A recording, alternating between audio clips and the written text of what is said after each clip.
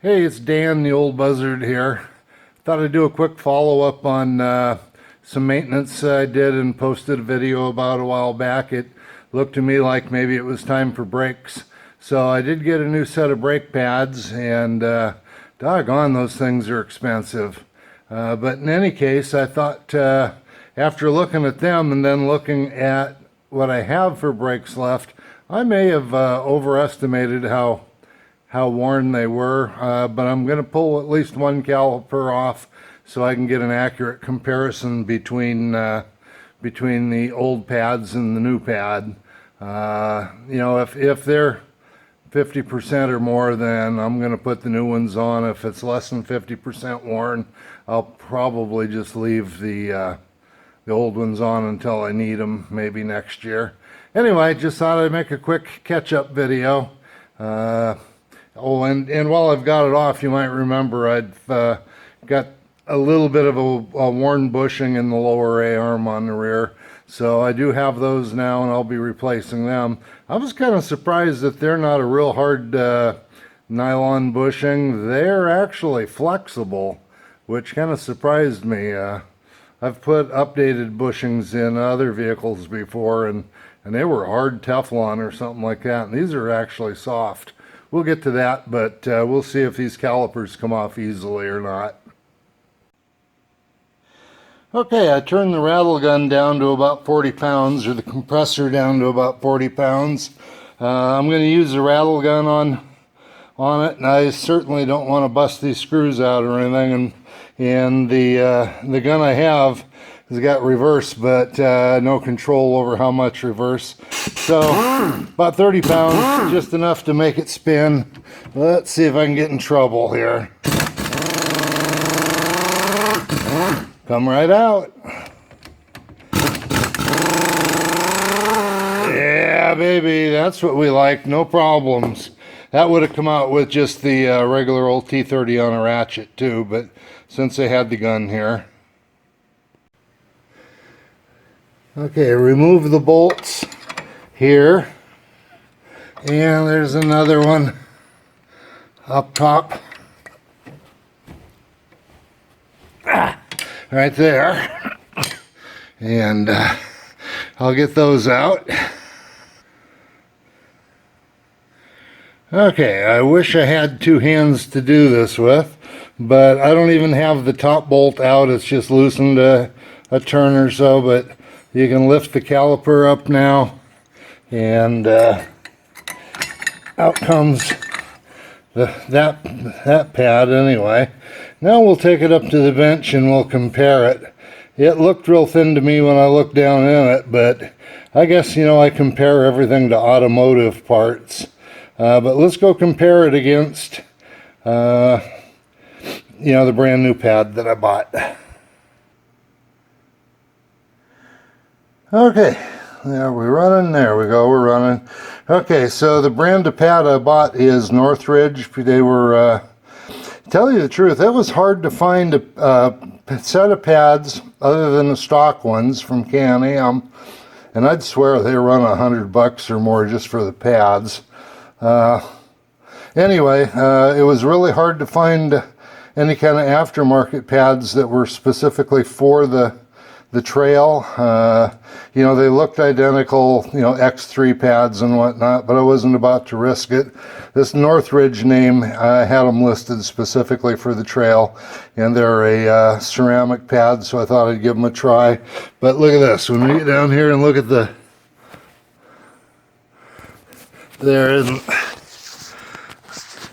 there isn't a dime's worth of difference. Yeah, there might be a dime's difference, but that's not enough wear for me to worry about changing brakes at all. I'm just going to put the new ones away in storage, and maybe next year, when I get it out again and do a full service, then perhaps. But yeah, that's pretty amazing to me, that much versus that much. Maybe I'll put a set of calipers on them and see what the actual difference is. Okay, let's see if we can get a quick measurement here. Again, not quite as easy one-handed as it is. Go on, close up. There we go.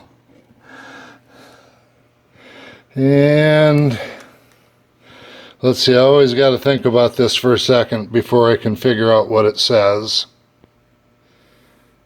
Okay, that's 0.322. Let's go measure the other one.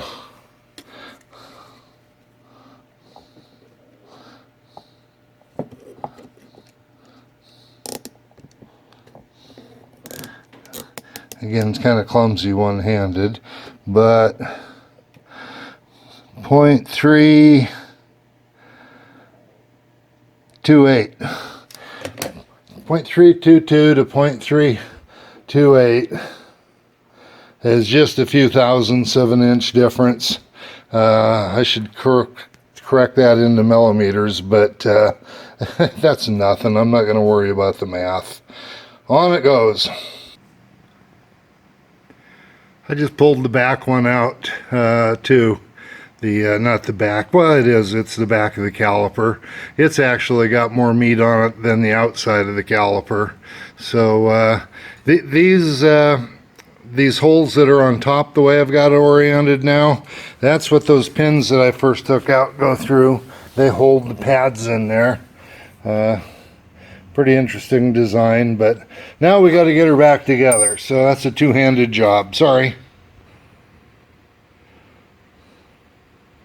Okay, those pins are back in to hold the pads in. Now if we let her down, will she slide right down, or do we need to spread the pads out a little bit? Nope, it'll go right back on. So I'll put a little more, in fact I'll pull both those bolts out. And you know, these got enough thread lock left on them. I think I'll just I'll trust that they're gonna stay sticky. So anyway, that's all of the brakes. Okay, for those of you that didn't see the first video on my maintenance stuff that I just produced a little bit ago, this machine's got about 5,500 miles on it. And I'm not a real hard rider, not a rugged rider, but I'm not a real wuss either. So if you're kind of an intermediate kind of guy and you're not in a deep mud all the time and you take care of your machine, wash it up and take care of it pretty good, you could probably expect about the same kind of service life. So I've got the brake calipers torqued down, and these pins are torqued in. So it's time to move on to the suspension, the rear A-arm bushing. You know, when I was a kid, I always hung around with the older guys that had the stock cars and you know, did all their own work on their hot rods and whatnot. But there just aren't any kids around that want to hang around anymore and learn anything and help work on stuff. I volunteer to work on kids' cars all the time. And, you know, that's pretty popular as long as I'm working on their car, but they just don't want to come hang out with me. Sure be nice to have a second set of hands for a lot of this stuff, so I end up working all by myself. Yeah, it makes me think I must be the grumpy old buzzard. Anyway, looking at the lower A-arm here, it's pretty obvious that I've got to take both the forward and rear lower A-arm bolts out. And looking at front and rear, the bolts both penetrate from the outside. So anyway, yeah, always kind of look which direction had the bolt, which direction had the nut. We'll see if we can get these things loose. Oh, I wish I had somebody to hold things for me, because yep. Yeah, that's interesting. I can use the camera to see things I can't see from out here. Where is it? Right there. And now if I get the rattle gun on the other end, oh, I've still got it set really, really weak, so I don't know if it'll even do anything. Oh, hard to... Yep, Doggone it, gotta put both hands on it.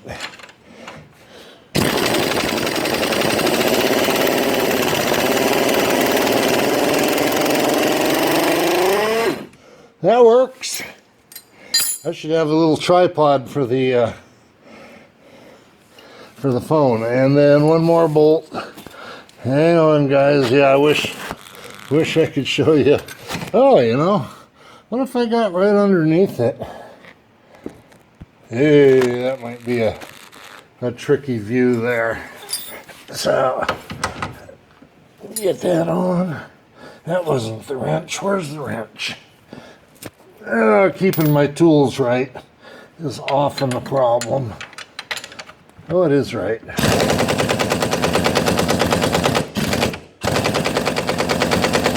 Yeah, let's see if we can break this one by hand. Holy moly.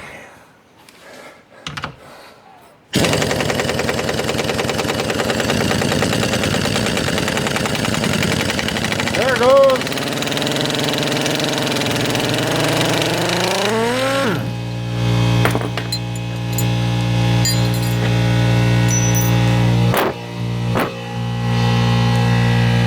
There, no point forcing anything.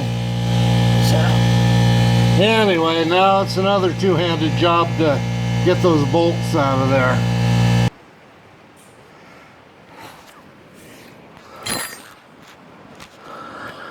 Okay, so you can see one bolt came right out. The other bolt needs to be tapped out, but I'm going to put the nut back on it, just a turn or two. I'd prefer never to hit a bolt on its threads. I can't see that. Well, that came out easy too. Just needed a small bit of persuasion. Okay, both bolts are out. Now we're into the deep grease. In fact, this bolt's really greasy. The front one that is worn, that bolt is just dry as can be. I wonder if that's a clue.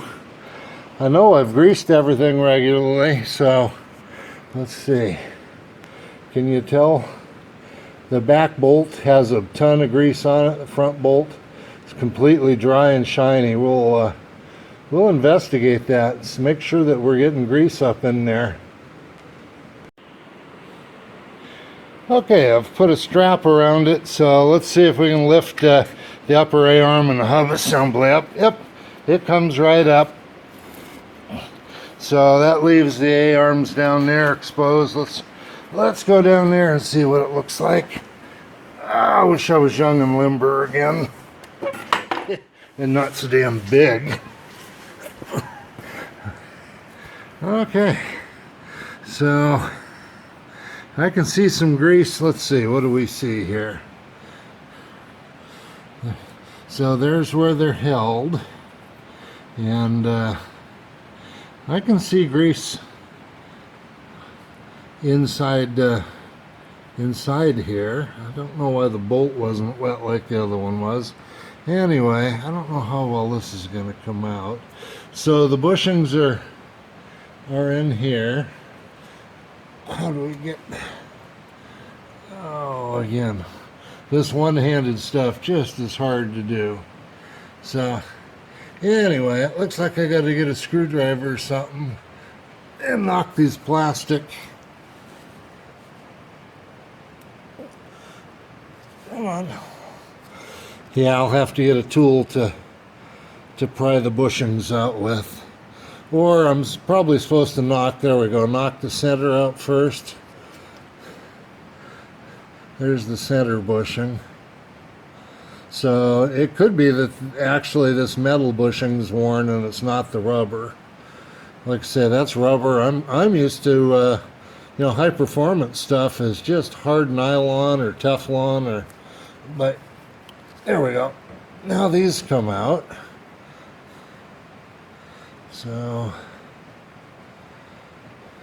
I'll clean everything up. Even I like to clean the old stuff up and look. Let's see, it was make sure I don't take the wrong one apart. It was the lower outer forward I'm 99.9% sure. I may have to go back and look at my last video to make sure, but now I'm going to go through and I'll clean everything up and still kind of look at a little bit why wasn't that getting more grease than what it was. God, my hands are all nasty now. Well, I have a sneaking suspicion that I was too critical of the slop that I'd found in these bushings. Here's the old, and down here is the new, and I've played putting them together and checking to see how much slop there is there. I've had the bolt through that one and then the bolt through this one. The tolerances on both the used and the new were almost exactly the same. You know, the amount of slop in both of them. I'm almost going to bet when I get this thing put back together with the new bushing in it, I'm still going to see a little bit of slop down there. So, yeah, maybe I'm just too critical and I need to find something wrong when I do an inspection. But that's what it looks like now. I've got it all cleaned up and ready to put back together. So I guess I'll just reverse the process. Okay, let's do note though that the new bushing came with what I'm going to call this carrier. You know, the what straps the two together and holds everything together. And that might be an improvement over what was there, because there was none of that on the original. The original is exactly what you see up there. The new one came with this stuff. So, but I want to show you something over here on the rig. Let's see if we can get down here real quick and not waste a lot of time. Okay, so I've got this all cleaned up. I can kind of see a little bit of wear in here, and you know, so I don't know. That's true on both the front and the rear one. So yeah, I don't know if putting that cage over the bushings is going to do any good or not, but I'm going to put it on. It came with it. So, and then I'll have my wife help me test to see if it tightened anything up. So just thought I'd show you that. And let's look at one more thing and make sure we understand how everything operates. Of course, the Zerk is right here. It comes up into the casting. The grease comes up between the two, I'm going to call them rubber bushings, and of course it forces its way out there. But these bushings are also loose enough that it forces its way through the center between the metal.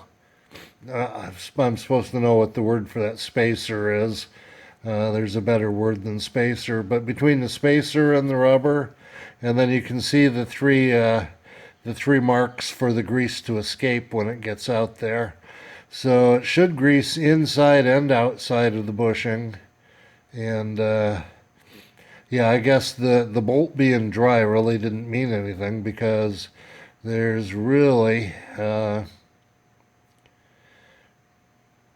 no purpose for that. The bolt tightens things down where that bushing in the middle, the metal bushing, is solid. It doesn't turn on anything but the rubber. So as long as there's grease between the rubber bushing and the steel bushing, which isn't the right word, but you know what I mean. As long as there's grease between them, that's what counts. In fact, I'll go pre-grease it before I put it back together.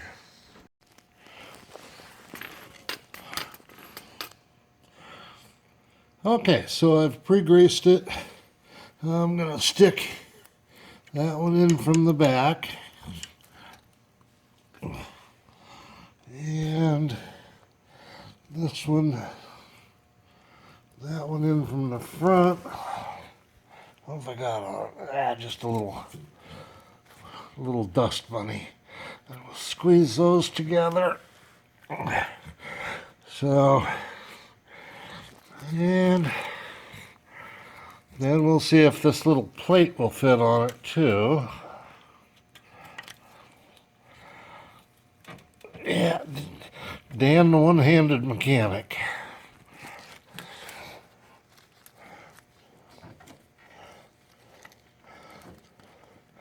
Yeah, I'm going to put the camera down to make sure that's fit in the right rotation. Okay, I can't see how that little metal cage fits on any better rotated one way than it does another. You know, as long as you can stick a bolt all the way through it, we're good. But now, will it actually fit? So I'll let the thing down a bit.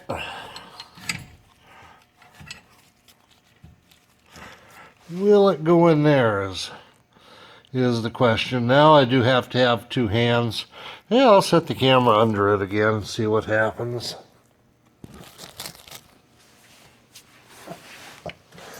And yes, it will. It'll go in there. So,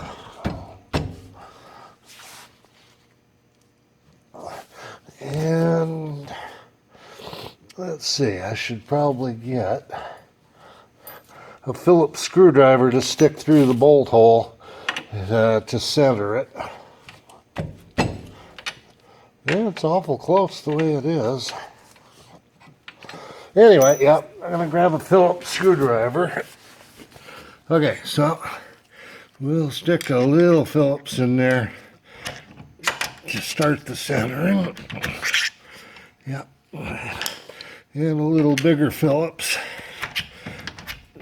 to get it really centered. And I said they both went through from that way. Well, still not centered real well. No, I need two hands, guys.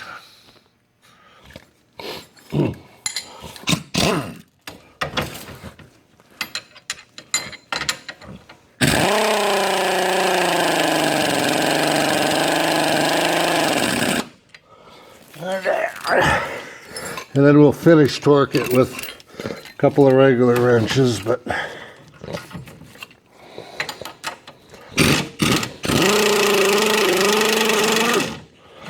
what's going on here?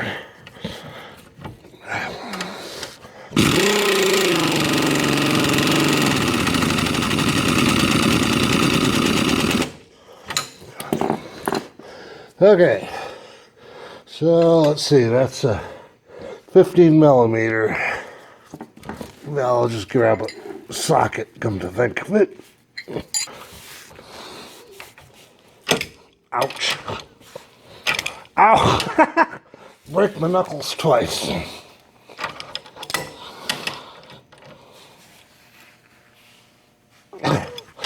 Okay, that's torqued. Holy moly. So the only difference is that little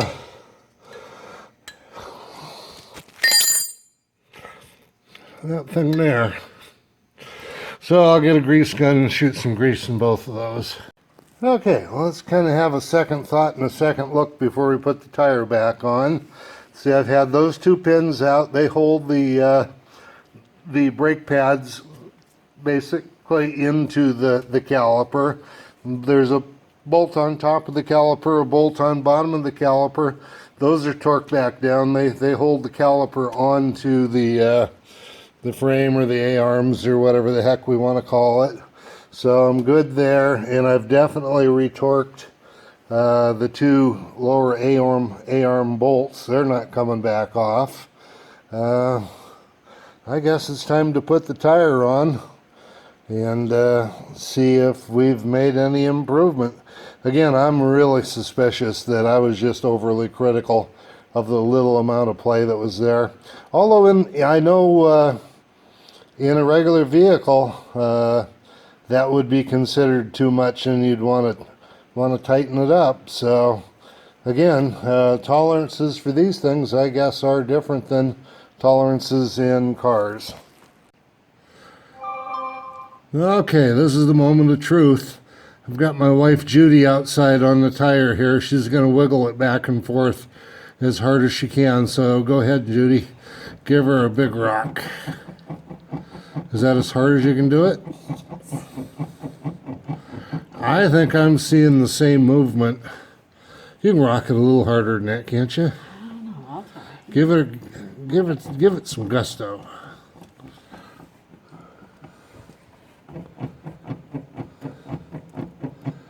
I think I'm seeing about the same movement with that new bushing as I did with the old one. So I'm not going to bother with the other side, although I can have her move over there. We'll look at it a second time now that we've got one new one in. Go to the other side if you would. And we'll get moved.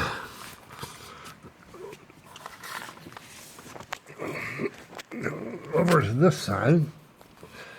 I'm like a big whale rolling around on the ground.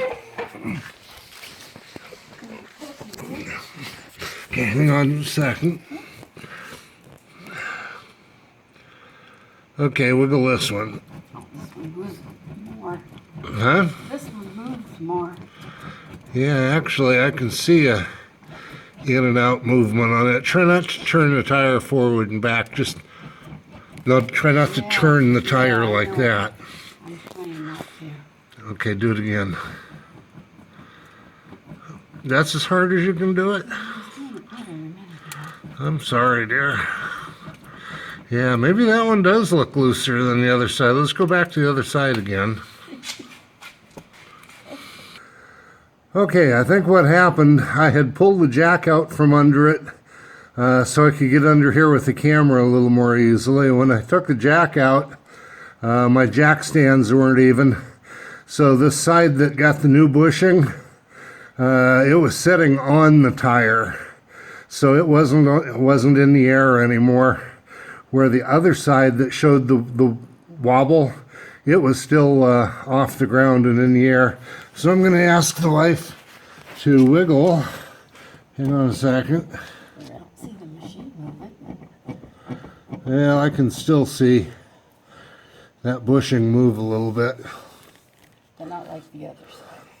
Yeah, I think the other side I can see move just a little more. Let's look at this back bushing. Do it one more time. Yeah. I'm not sure if we proved anything conclusively. I could swear I still see a little bit of wobble out of this one and maybe just a little tiny bit more out of the other. I'm going to stop right here and not do either. You know, I got this one in, I won't do the other one. Next year I'll check again and I'll replace the loosest one. So anyway, that's all. Well, I guess the only conclusion I can come to really is that I'm much too critical on these things. The brakes, you know, I thought were down to 50% or right around there. It turns out they're more like up at 80 or 90%. That bushing that's loose, yeah, it does wobble a little. And compared the left-hand side and the right-hand side after I'd replaced one of them. And yeah, the new one is just slightly tighter, but not significantly tighter than the new one. So I'm sorry, I'm tired again. Not significantly tighter than the old one. So I'm not going to bother putting the second bushing in. I'll just check them every year. And well, I've got supplies now anyway, so if I do lose a bushing, or if I do need brakes, I've got them ready to go. So yeah, I've retorqued everything. Time to let it back down off the jack stands. It's time to go for a ride. So if it wasn't storming so bad outside, I might do that. So anyway, you guys take care. Don't overdo it with the maintenance. That's something I talk about every now and then. And when I was flying airplanes, you know, a lot of mechanics, you know, told me that, oh yeah, that's the safest time you could ever want to fly is right after maintenance. And I'd say, bullshit, I don't know what you did and didn't do, what you forgot to do or not forgot. I always have the most confidence in a machine after I've run it for 10 or 20 hours. If it doesn't fall apart in 10 or 20 hours, That's the most reliable time. The more you screw with them, the more you're likely to screw something up. So do maintenance when necessary, but don't overdo it. I think I just overdid it a little bit.